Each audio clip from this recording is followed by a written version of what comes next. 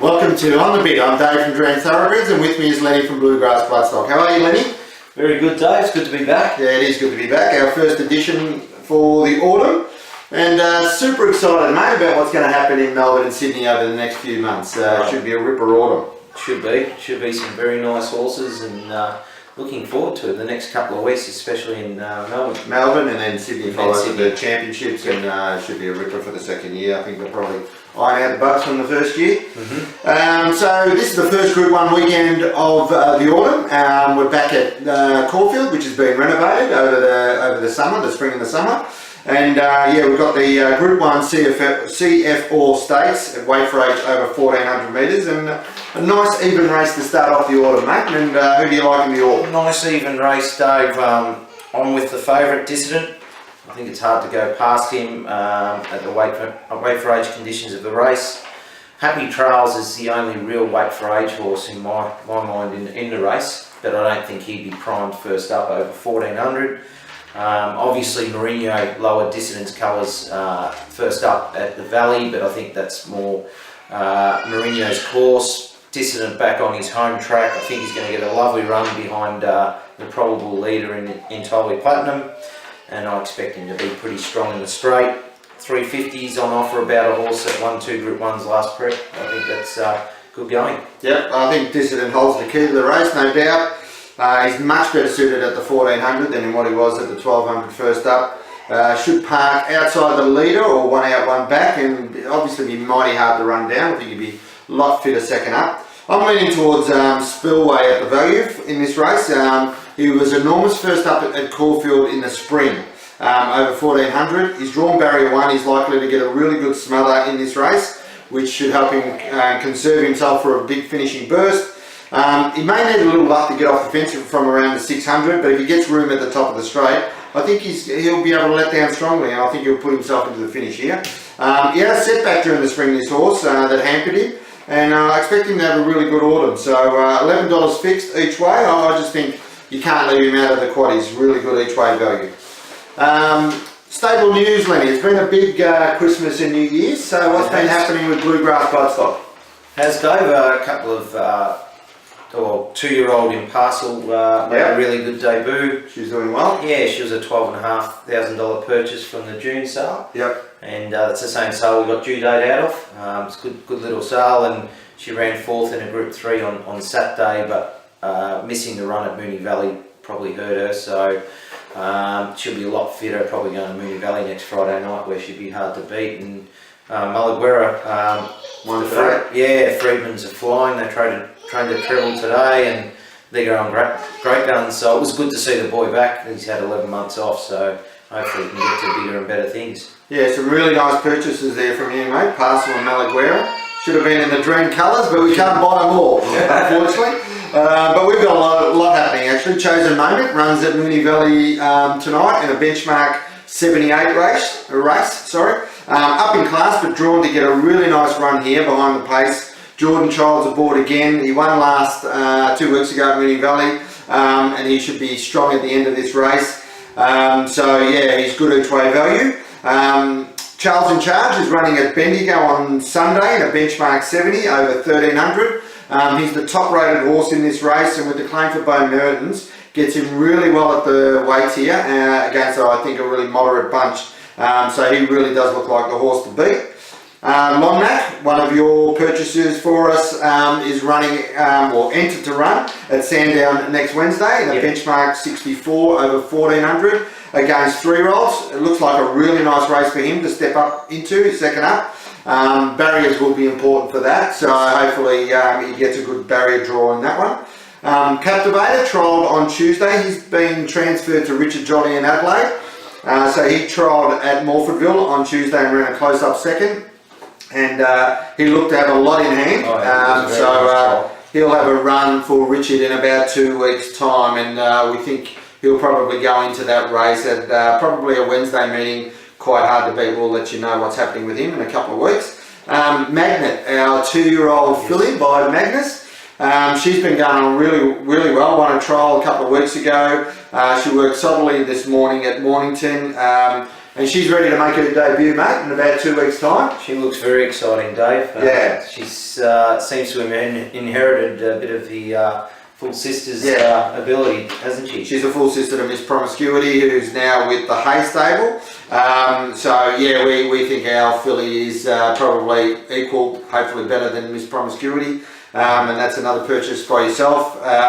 Yeah, so she'll run in a couple of weeks. We'll let you know when she's running, but she's definitely one of our most promising types. And Boogie Days, she trialled again. That's her third trial this prep. She was a little bit fat when she came in. Yep. She's trialled in 3 open grade trials.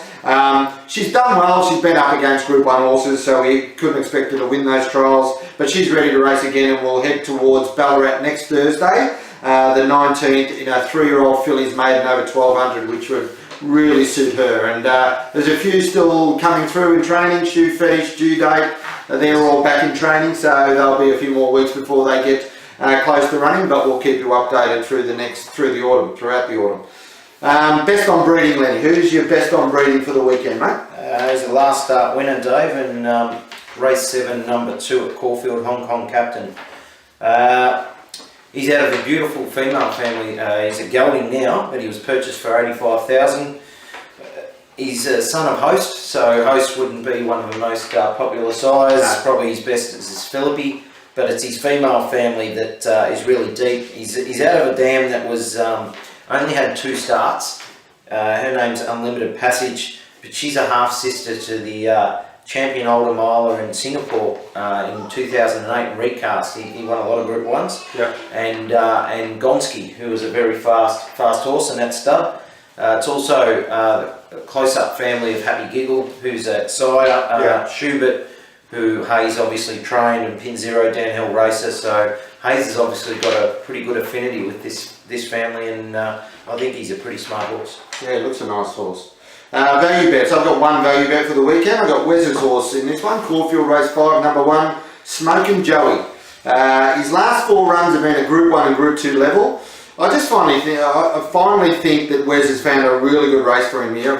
It's really suitable for him on Saturday and very capable of winning it. He's a Group 1 winner, and he's only 2.5 kilos off the minimum. He's up to 1600 from 1200, but he's got a lot of residual fitness from the summer that he campaigned over in Perth. Should be a lot of good pace in this race as well, which I think will suit him. Will suit his finishing burst style of racing. He's drawn barrier 7. He likes to get to the outside, so I just think if the track, it's a new track, so we're not sure how it's going to play, but if it's favouring the run-on style of horse, I think it'll be mighty hard to beat. He's $11 fixed odds. I think it's fantastic each way value for the weekend. Sure. On the bit, Lenny, we're back with our on the bit specials. Who are you on the bit with this week, mate? Race 5, number 3 in Sydney, First Seal. Nice horse. I actually wasn't on this galloper last early doors, but I am now. I love set weights fillies races. Generally, the best filly wins. Yeah. And on a firm surface, she is the best filly in the race. She showed really good form last prep. She ran a close second, first up to the Smart Colt and Swanesi. Yeah. And then she beat Winks and Earthquake second up. I think she'll get a lovely smother from barrier 1. She'll probably obviously need a little bit of luck in the straight. Her 2 main dangers, which are in the market, are obviously Moss Fun, who's most effective on the wet, which probably not going to get, and Winks, which is Waller's horse. His horses generally don't peak first up, and she's got the wood on Winks anyway, beating her twice. You can get $3.10 about this horse, and I think she's on the bit for mine. I'm on the bit with Caulfield. I've actually gone very conservative first up. Race 6, number 1, Chautauqua. I just think this horse is Group 1 quality.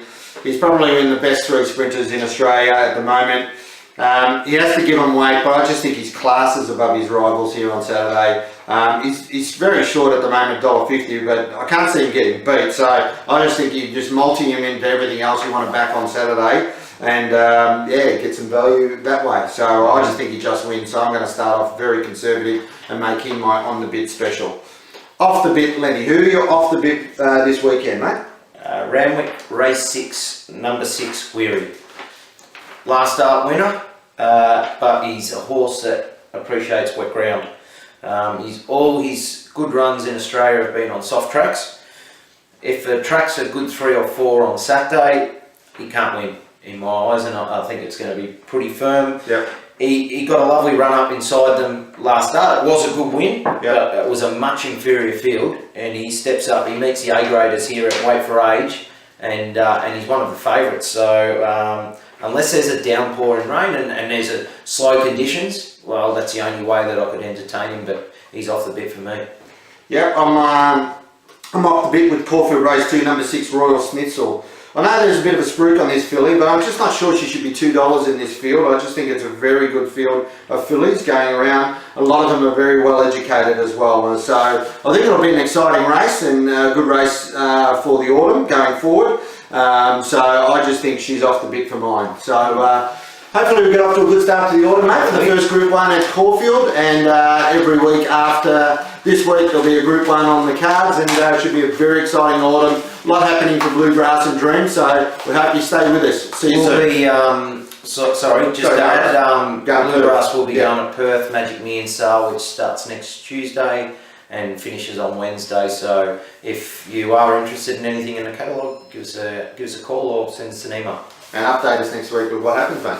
Will do. See you next week. Cheers.